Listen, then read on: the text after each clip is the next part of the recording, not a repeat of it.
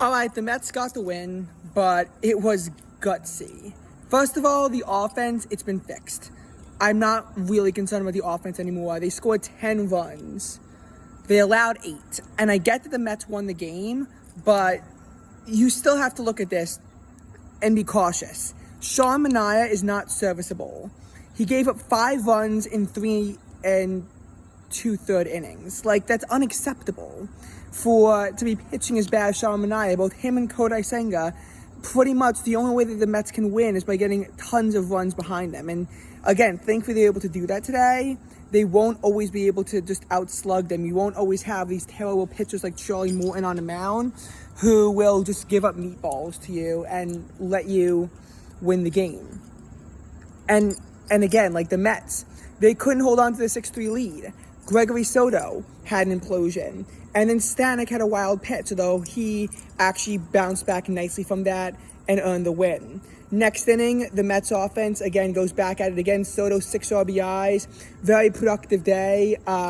He's able to score a grand slam after Beatty and Lindor do absolutely nothing. So that was the reason why the Mets won. The Mets do not win this game without Juan Soto. So as much as he might be overpaid, he's the reason why the Mets won today. If not for Soto, the Mets lose.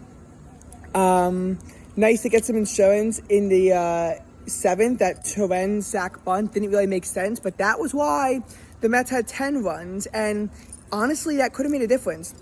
Helsley, again, still sucks. Raleigh had a rare implosion, but at least he bounced back after his leadoff double and kept the damage just 1 run with 2 productive outs. Diaz looked reliable as always. He got the save.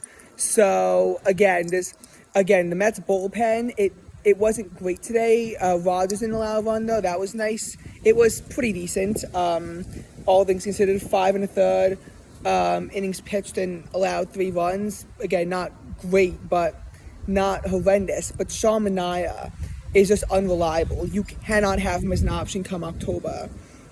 I'm no longer really worried about the Mets offense. I'm worried about their pitching. And while I'm very happy that the Mets won today, especially because the Reds won, so the Mets still have a 4-game lead, you still have to come into this being very cautious about the Mets and their unreliable pitching before you can really say that the team is back, because we know they can hit. We don't know that they can pitch, and this game certainly didn't prove to me that they can pitch. Just proved to me that they can outslug their opponents.